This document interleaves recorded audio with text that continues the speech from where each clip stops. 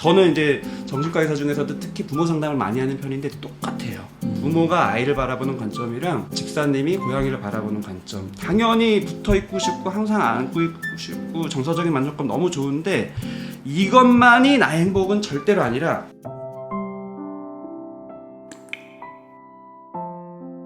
지인이 고양이를 기른 지 얼마 안 됐는데 벌써 고양이와 헤어질 날만 떡 올리면은 너무너무 불안하고 눈물이 막 흐르는데 이런 분들이 되게 많으시더라고요. 키우면서 지금 상황이 너무 좋은데 얘가 혹시라도 이제 나이가 들면은 내 곁을 떠나게 될 텐데 나보다 수명이 짧으니까 난 너무너무 이것 때문에 불안하고 힘들다. 이럴 땐 내가 어떤 생각을 해야 되는지, 고양이에서 정을 덜 줄 수도 없고 너무 힘들다. 너무 이쁘고 사랑스러운데 힘들다. 이런 질문을 주셨거든요. 저도 사실은 고양이 아이가 5개월 밖에 안 됐고 저는 이제 키운 지 3개월 넘은 집사, 초보 집사인데 벌써 이 질문이 저도 공감이 돼요.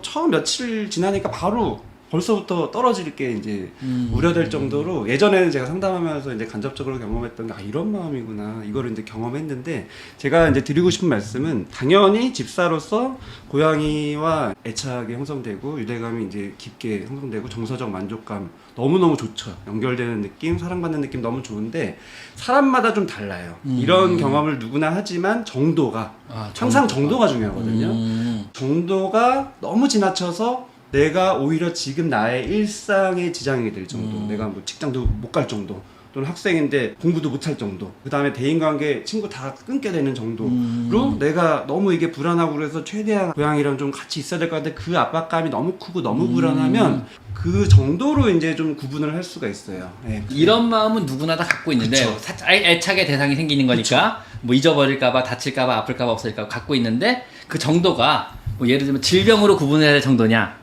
아니면 상담을 해야 될 정도냐, 아니면 일상생활에 별 지장 없이 그냥 정상적인 정도, 이걸로 구분해야 된다는 거죠. 네네. 그래서 이것만 가지고는 제가 어떤 정도를 파악할 수는 없지만, 근데 이 정도를 파악할 때 중요한 게 아까 말씀드린 내 일상생활에 지장이 있냐. 일상생활은 보통 저희들이 판단하는 게 몇 가지가 있는데, 학생은 공부, 학업, 그 다음에 뭐 직장인은 일하는 거, 그 다음에 가정을 이룬 분들은 어떤 배우자의 관계, 자녀와의 관계, 이런 관계, 가족 안에서의 관계, 그 다음에 다른 사회적인 대인관계, 이런 보통 4가지 정도로 보고 그것에 지장이 좀 있고 자꾸 나도 모르게 피하게 되고 고양이한테만 좀 집착하게 되고, 근데 저도 이런 경험을 계속 하고 있는데 이 정도가 너무 커져서 이거는 나도 고민이 되고 내 주변 사람들도 나한테 자꾸 이런 얘기들을 정말 진심으로 한다, 이런 정도가 되면 좀 고민을 해봐야 되는데, 뭘 고민해 보셔야 되냐면은 사람은 누구나 의존적인 욕구가 있어요. 그죠? 누구나 있어요. 누구나 있죠. 그러니까 연애도 하는 거고 친구도 만나는 거고 결혼도 하는 거고. 근데 똑같이 사람은 누구나 의존감 반대되는 독립의 욕구가 있어요. 이거 완전 상반된 거예요. 자유롭게 내가 하고 싶은 거를 내 맘대로 나 혼자 하고 싶은, 나만의 영역일 수도 있고 내 방일 수도 있고 내 공간, 내 취미. 근데 이거랑 완전 상반돼요. 그죠? 다른 사람과 같이 하려면은 나만의 욕구, 독립의 욕구, 자유의 욕구를 조금 포기해야 되고. 그래서 연애 때 이거의 딜레마를 많이 겪죠. 재밌는 게 이게 강아지와 고양이가 반씩 섞여 있는 건데, 모든 사람들이. 그래서 고양이과 사람들은 독립심이 더 강한 거고 강아지과 사람들은 애착이 더 심한 거네요. 너무 이게 딱 와닿는. 네. 정확해요. 네. 그래서 누구나 이 양면이 있고 이게 조금씩은 다르지만 문제는 뭐냐면은 이게 균형이 너무 무너졌을 때가 문제예요. 반려동물과 너무 깊은 애착관계, 어떻게 보면 집착처럼 되는 거를 나도 알고 남도 알고 이런 정도로 스스로 힘들어하는 분들을 잘 살펴보면 이 균형이 무너져 있는 거예요. 일상생활에 지장이 있을 때. 그렇죠. 그래서 이 균형이 어떻게 무너졌는지 보시면, 내가 고양이가 너무 좋고 그렇다, 이건 좋아요. 근데 이게 가벼워진 거예요. 나만의 영역, 나의 진로, 나의 공부, 학업, 나의 취미, 이 고양이랑 상관없는 나만의 무엇, 그런 것에 자꾸 내가 소홀해지거나 관심이 없어지거나 오히려 막 피하게 되거나, 직업이 있어야지 돈도 벌고 그걸 또 아이 맛있는 거 해주고 이제 다 선순환이 되는 거고, 사람이 그 다음에 중요한 게 2가지가 다 있어야지 행복해요.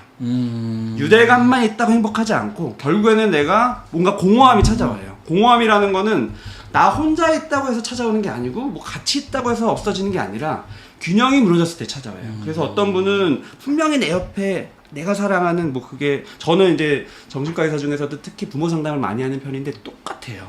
부모가 아이를 바라보는 관점이랑 집사님이 고양이를 바라보는 관점, 당연히 붙어있고 싶고 항상 안고 있고 싶고 정서적인 만족감 너무 좋은데 이것만이 나의 행복은 절대로 아니라, 그러면 그럴수록 균형이 무너져서 나만의 영역이 훼손되는 경우가 되게 많아요. 그럴 때 되게 딜레마를 겪어요. 내가 분명히 행복한데 외로워요.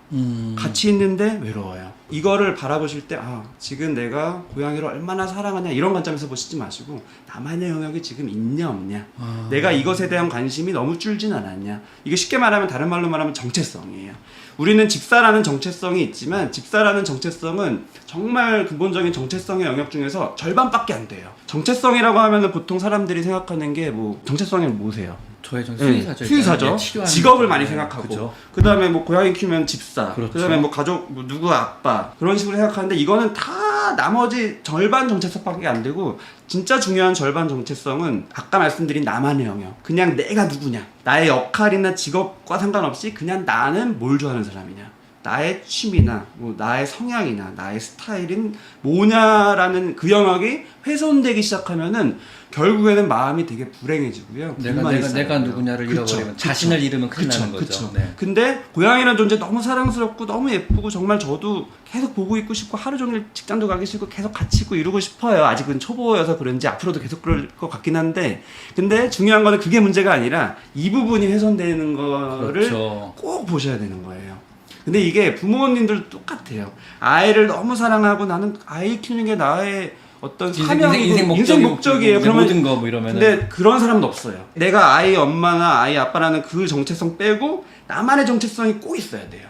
이거 직업만 꼭 말씀드린 건 아니고 내가 누구고, 엄마이기 전에 난 여자고. 그렇죠. 집사이기 전에 난 여잔 거예요. 그렇죠. 집사이기 전에 난 사람이고. 근데 이게 훼손되면 결국에는 나도 모르게 내가 우울해지고 불만이 쌓이고 스트레스에 취약해지고 사회적으로 위축돼서 결국에는 그 영향을 내가 사랑하는 고양이한테 미칠 수밖에 없죠. 와, 이거 되게 재밌다. 네. 나 지금 내가 공부를 너무 열심히 했어요. 지금 되게 심각하게. 이거 저 궁금한 질문 하나 딱 있어요. 네. 진짜 궁금한 건데, 우울증 환자가 고양이를 포함한 반려동물을 키우는 것에 대해서 어떻게 생각하냐는 질문이 올라왔어요. 내가 지금 너무 우울하고 힘들어. 그래서 주변에서 동물을 한번 키워보려 동물을 키운 거야. 그럼 우울증 환자가 동물을 키우는 거에 선생님의 개인적인 의견은 어떠냐? 이런 질문이 올라왔어요, 이거는요. 네. 항상 양면이 있는데 이 부분을 꼭 고려해 보셔야 되는 것 같아요. 선생님도 유튜브 그 영상 중에서 저도 봤는데 권하는 걸 많이 하시는 입장이시죠? 네, 저는 그런 쪽이에요. 외로움 해결이나 뭐 정서적인 결핍이나 우울감 해결 너무 저도 공감하고요. 정서적인 뿐만이 아니라 보통 이제 우울증 환자 같은 경우 에너지가 떨어지기 때문에 일상생활에 지장이 가잖아요. 그렇죠. 다 귀찮아요. 먹기도 귀찮고 활동하기도 귀찮고 운동하기도 귀찮은데 어쨌든 화장실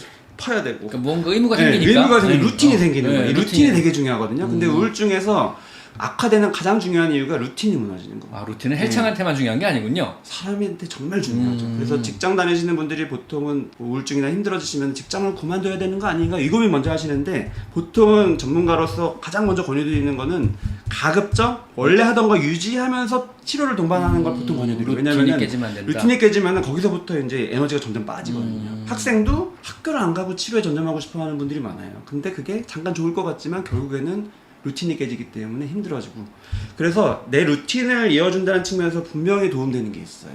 먹이도 줘야 되고, 그 다음에 또 자존감도 올라가죠. 사랑받는 느낌이 있어요. 그건 당연히 기본적인 거고, 내가 뭔가 키우는 존재가 되는 거예요. 뭔가 도움이 되는 존재. 그리고 고양이는 전적으로 나한테 의지할 수밖에 없고, 내 역할이 있는 그 느낌, 너무 중요한 느낌이고 좋은데, 지금까지 말씀드린 건 다 좋은 거예요. 그렇죠. 그리고 분명히 도움되는 건데, 한편으로 바라봐야 될 거는 아까 말씀드린, 내가 사실은 이 균형이 조금 무너져 있는데, 독립의 욕구나 자유의 욕구, 그렇죠. 그다음에 유대감의 욕구, 이런 균형이 좀 무너져 있는데, 고양이를 키우거나 반려동물을 키움으로써 확 무너질 수 있어요. 아, 오히려. 네. 근데 순간적으로는 그게 너무 좋을 수 있어요. 근데 이게 5년, 10년, 15년 가다 보면은 나중에 살펴보면은 내 주변에 아무도 없고, 고양이한테만. 네, 나는 사람도 없고 어떤 경제적인 활동을 하는 그런 사회적인 역할에 있어서도 나의 존재감이 없는 느낌이 들고, 이런 식으로 위축되는 게 분명히 있고, 그 다음에 결국에는 15년, 20년 후에 고양이가 이제 떠나면 그때는 그 상실감이 진짜 크죠. 가뜩이나 그 상실감이라는 게 그 내가 사랑하던 존재를 사별을 통해서 경험하는 그건 당연히 있고요. 의존적으로 매달렸을 텐데. 그건 거기다가. 기본이고, 그거보다 더 중요한 거는 아까 말씀드린 이거를 바라보게 돼요. 그때 지금 고양이 떠난 것 때문에 슬픈데 그게 해결되더라도 결국에는 나만의 영역이 없는 거를 발견하는 게 정말 큰 상처예요. 내가 놓친 것. 예, 예. 그래서 그 감정은 너무 복잡해요. 당연히 그리움, 이런 애도 반응 너무 있지만 갑자기 탓을 하기도 해요. 내가 고양이를 키운 거를 후회하기도 하고, 사랑하는 내 고양이를 탓하는 마음이 내 안에 들어오기도 하고. 그러면 제 질문 하나 할게요. 네. 너무너무 심각한 우울증 환자가 왔어요. 상담을 통해서. 그래서 고양이가 키우고 싶은데 키워도 될까요? 키우면 나한테 좀 도움이 될까요? 라는 질문을 받으면 어떻게 답을 해주시겠어요? 이걸 우선 다 말씀드리고 싶고 여기도 이제 적혀 있는데 우울증인데라는 이 우울증이라는 용어가 자기의 상태를 다 설명하지 않아요. 우울증은 스펙트럼이라서 그렇죠. 여기서부터 여기까지 있어요. 그렇죠. 근데 저는 대략 3분의 2까지는 권유드리고 싶어요. 근데 3분의 1은 아주 신중하게 하셔야 된다고 생각하고 싶어요. 심하신 분들. 왜냐면은 내가 마음으로는 고양이를 키우고 싶고 도움 주고 싶고 이런 여러 가지를 다 하고 싶지만 정작 상태가 너무 심할 때는 에너지가 떨어지기 때문에 못해요. 케어를 못해요. 질문이요. 우울증이 심하다는 게 단적으로 어느 정도 상태가 우울증이 심한 상태라 그러나? 심한 우울증 중에서도. 되게 중요한 질문이신데 무증과 의사들이 경증인지 중증인지를 판단하기 위해서 꼭 물어보는 게 극단적인 생각이에요. 네, 죽고 싶은 생각. 그 생각이 나한테 자꾸 찾아온다. 그 다음에 실제로 그런 시도를 한 경험이 있다. 그냥 막연하게 삶이 뭐냐 죽음이 뭐냐 이런 고민하는 그 정도가 아니라 구체적으로 날짜를 정한다, 검색해본다 이런 거죠. 그런 경험이 있는 분들은 정말 우선 심한 거예요. 따지지도 묻지도 않고 그러네요. 심한 거예요. 그 정도 상태면 동물을 키우면 안 될 것 같은데 제가 봐도 그런데 그 정도는. 그리고 꼭 말씀드리고 싶은 게 우울증이 보통은 자기를 해하고 자해하고 자살하는 것만 생각하잖아요. 근데 타해 타살도 동반돼요.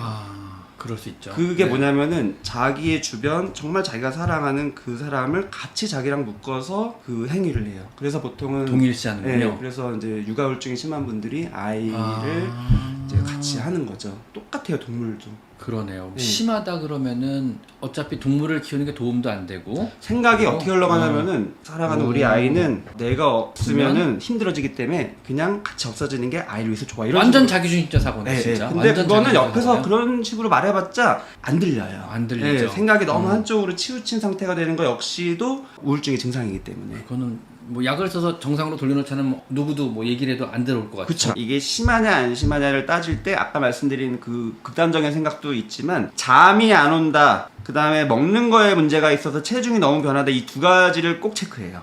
그래서 잠이 어떤 분들은 너무 안 와요. 그래서 막 한두 시간만 자도 깨고 막 계속 각성되는 분들이 있고 반대로 하루에 15시간, 16시간을 자도 계속 잠을 자는 분들이 이렇게 극단적으로 오고요. 먹는 것도 입맛이 없어서 살이 한 달에 막 5kg씩 빠지는 분도 있고요. 계속 먹어서 한 달에 10kg씩 찌는 분도 있어요. 이렇게 극과 극으로 바뀌는 패턴이 있는 게 심한 거를 판단하는 되게 중요한 기준이에요. 사람의 우울증이 반려동물에게 전염도 된다고 하는데 사실인가요? 전염되지는 않습니다. 우울증이 전염되는 건가요? 사람 간의 사이는요? 바이러스는 아니기 때문에 네, 전염되는 그죠? 건 아니지만 아까 말씀드린 이런 이유로 이렇게 영향을 미치는 거죠. 그렇죠. 네. 그래서 고양이 같은 경우는 주인의 정상적이지 못한 여러 가지 행동들이 불안감을 야기시켜서 불안증을 유발할 수 있어요. 우울증이 아니고. 그래서 내 주인이 이상하다. 내 세상의 절반 이상을 차지하는 내 주인이 위험하고 이 상황은 내 안전에 안위에 위험할 수 있겠구나라는 것 때문에 불안한 감정을 계속 심어요. 그래서 고양이도 우울증과 비슷한 숨고 안 나오고 주변 환경을 무서워하는 이런 증상이 나타날 수 있습니다. 그래서 전염은 절대 아니지만 주인이 불안정하면 고양이도 행복하지 못하다는 정설입니다. 네, 그거는 사실은 사람도 근데 보통은 이제 아이를 키우는 엄마분들이 우울증에 걸릴까봐 걱정하는데 우울증 걸리는 거는 사실 아무 문제 없어요. 치료하면 금방 낫고 중요한 거는 우울증이 방치되는 게 중요한 거예요. 방치된 상태로 우울증 상태로 아이를 몇 년 키우면 아이가 인지 능력도 떨어지고 지능도 떨어지고 신체적으로도 안 좋아지고 근데 이게 고양이한테도 똑같이 될 수밖에 없는 거예요. 내가 보호자니까. 고양이도 건강염려증이 있나요? 사람이 건강염려증이 있게 건강염려증이란 게 뭔가요? 구체적으로? 건강염려증이 이제 내가 뭔가 병이 있을까봐 지나치게 걱정해서 검사를 자꾸 하고 이제 이런 건데 고양이는 없을 것 같은데요. 근데 여기서 여쭤보는 질문은 제 생각에는 네. 건강염려증이 있는 집사가 고양이의 건강을 염려하는 걸 물어보신 것 같아요. 고양이의 고양이가 건강을? 병은 없을까? 근데 이거는 사실 흔해요. 왜냐면은 보통은 자기가 건강염려증 있는 분들이 불안이 높기 때문에 불안도 그 때문에 불안도를 가지고 아이를 보면은 사람이 똑같거든요. 제가 아이라고 자꾸 표현드리는 건 고양이를 우선 말씀드리는 그렇죠. 거고요. 우리 바닥에서 아이라고 다 당연히 고양이 고양이죠. 강아지예요. 우리는. 네, 사람도 똑같아요. 그래서 엄마분들, 부모님들 봐도 똑같고 본인이 건강염려증 있는 분들은 아이도 건강염려증 있게 봐요. 그래서 기침 한 번만 해도 병원을 막 가고 저도 개인적으로 궁금한 건데 저희 고양이를 키우면서 병원에 가야 될까 말까를 고민하는 순간들 있잖아요. 근데 수의사 선생님들 입장에서는 이게 어떤 집사님은 아주 그렇죠. 중증도 안 오고 네. 그게 문제고 어떤 집사님은 아주 경증도 막 잡고 와서 문제고 고양이를 안고 있지 않으면 잠을 잘 수가 없다는 분이 한 분 계세요. 그러니까 이분은 이제 어머니께서 뭐 큰 수술을 받으시고 병원에 며칠간 입원하시는 동안에 거의 뭐 잠을 잘 못 주무셨나 봐요. 그러다가 고양이 옆에 와서 자기를 위로해주고 이러다 보니까 고양이를 안고 자는 게 습관이 되신 거죠. 그래서 고양이가 없으면 불안해지시는 거예요. 그래서 나중에 내 고양이가 고양이 별로 갈 텐데 그럼 자기는 불면증 굉장히 시달리게 될 것 같아서 무섭다. 이럴 때는 어떻게 해야 되냐 이런 질문을 주셨거든요. 우선은 이분은 사실은 고양이 문제가 아니라 이분이 어머니와의 관계가 아주 좋게 말하면은 아주 친하단데 나쁘게 말하면 너무 밀착돼 있다. 이런 느낌인 분들이 어머님이 아프거나 큰 수술 받았을 때 너무 불안해지세요. 그래서 옆에 보호자가 사실은 좀 더 안정적인 모습을 보이고 편안한 모습을 보여주는 게 환자분한테 제일 회복에 좋은데 같이 불안해지고 어머니 아프실 때 같이 힘들어하시는 분들이 있어요. 이건 집사와 고양이 관계랑 똑같은데 지금 똑같아요. 설명한 게 지금 완전 근데 그건데요? 그게 네. 지금 고양이한테도 똑같이 이루어지는 거예요. 어머니한테 그런 분들이 대상만 바뀌지 고양이한테도 내가 밀착되는 거예요. 그래서 밀착된 느낌이 있으면은 우선은 마음이 편해요. 잠이라는 거는 불안과 너무 상관이 많죠. 그래서 밀착돼 있으면은 불안이 내려가니까 잠은 잘 자지만 엄발의 오줌누기가 되는 거예요. 우선은 잠은 잘 자지만 사실은 고양이 없으면 못 자는 거. 결국에는 언젠가 떠날 텐데 계속 못 잘 수 있어요. 밀착돼 있으면 잠자러 온다? 그게 좋은 게 아니에요. 결국에는 혼자만의 영역이 필요한데 그 영역에 있을 때 잠이 안 오는 거라서 이걸 점점 피하게 돼요. 근본적인 밀착을 내가 원하는 그 느낌. 이건 오랫동안 패턴이 된 거고 내 영역을 스스로 마주하는 게 사실은 좀 힘든 분들이 많아요. 고양이를 안아서 불안감을 해소하는 방식이 고착화가 돼버린 거군요. 그쵸. 지금 상태가. 그쵸. 그리고 고양이 이전에 엄마와의 관계에서부터 이미 고착화가 된 가능성이 사실 이분한테 근본적인 도움을 드리려면은 고양이랑 점점 떨어지는 연습을 해야 돼요. 이거를 고착화시키는 훈련을 하셔야 돼요. 밀착이 되는 느낌을 내가 자꾸 경험하고 거기서 불안이 내려가는 경험을 자꾸 경험하면 나도 모르게 고양이한테 의지하게 돼요. 그리고 고양이도 나를 의지하게 되고 그게 바로 분리불안이죠. 고양이한테도 생기고 문제는 집사한테도 생겨요. 아, 집사의 분리불안이 진짜로 있군요. 있어요. 대부분 집사분들이 아니에요. 내가 고양이랑 떠는 게 불안하다. 나도 분리불안이야 물어봐서 내가 웃었거든. 농담으로 알고. 이게 농담이 아니라 진짜로 있고 실제로 예전에는 분리불안 장애라는 진단을 소아 청소년까지만 했었는데 어른한테도 이제는 어른한테도 해요. 엄마들이 많죠. 그래서 보통은 소아가 분리불안이 있는 소아는 엄마도 있어요. 그러면 집사도 분리불안이 있겠네요. 엄마가 있다 그러면 사실 집사도 당연하죠. 엄마랑 똑같거든요. 당연하죠. 똑같으니까. 그래서 저는 항상 보면서 이 부모님이나 엄마의 심리는 제가 많이 경험하기 때문에 그 이후에 고양이를 키워보니까 집사님들의 일상을 보니까 똑같은 게 너무 그럼 많아요. 집사의 분리불안도 결국 그거잖아. 아까 말한 그거잖아요. 자기 독립심과 똑같아요. 그다음 의존, 애착과 네, 이거의 똑같아요. 균형이 무너진 거잖아요. 맞아요. 밸런스가. 그래서 맞아요. 애착이 커지고 독립심이 무너지면 분리불안이 생기는 거고. 맞아요. 사람도 똑같네요. 똑같아요. 잠깐 내려가서 좋아요 한 번만 눌러주시면 저한테 도움이 많이 되고요. 다른 분들도 많이 시청을 할 수가 있는 기회가 됩니다.